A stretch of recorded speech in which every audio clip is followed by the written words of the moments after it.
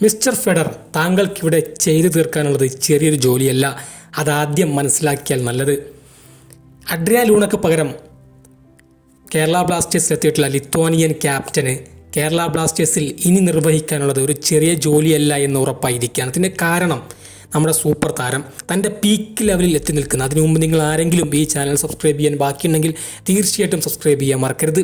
Peak ലെവലിൽ എത്തി നിൽക്കുന്ന സൂപ്പർ താരമായിട്ടുള്ള പെപ്രയെ കേരള ബ്ലാസ്റ്റേഴ്സിന് സീസൺ ത്രൂ ഔട്ട് നഷ്ടപ്പെടുമെന്ന കാര്യം ഉറപ്പായി കഴിഞ്ഞിരിക്കുകയാണ്.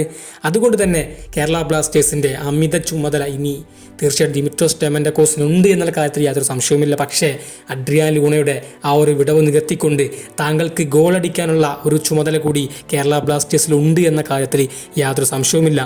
താങ്കളെ ഒരു അറ്റാക്കിംഗ് മിഡ്ഫീൽഡറായിട്ട് തന്നെയാണ് കേരള ബ്ലാസ്റ്റേഴ്സ് സ്വന്തമാക്കിയിട്ടുള്ളത്. പക്ഷേ താങ്കൾക്ക് അഡ്രിയാൻ ലൂണയെ പോലെ ഗോളടിക്കേണ്ട ഒരു ചുമതല കൂടിയുണ്ട്.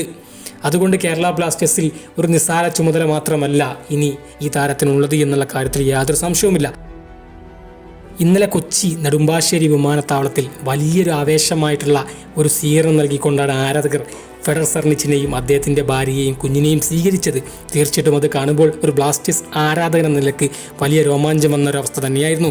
അതുകൊണ്ട് സെർണിച്ചിന് ഇനിയും വലിയൊരു ചുമതല കേരള ബ്ലാസ്റ്റേഴ്സിലുണ്ട്. കേരള ബ്ലാസ്റ്റേഴ്സിൻ്റെ ഗോളടിച്ച് കൂട്ടേണ്ട ചുമതല കൂടി ഇനി ബാക്കിയുള്ള മത്സരങ്ങളിൽ കൂടി അദ്ദേഹത്തിനുണ്ട് എന്ന കാര്യത്തിൽ യാതൊരു സംശയവുമില്ല.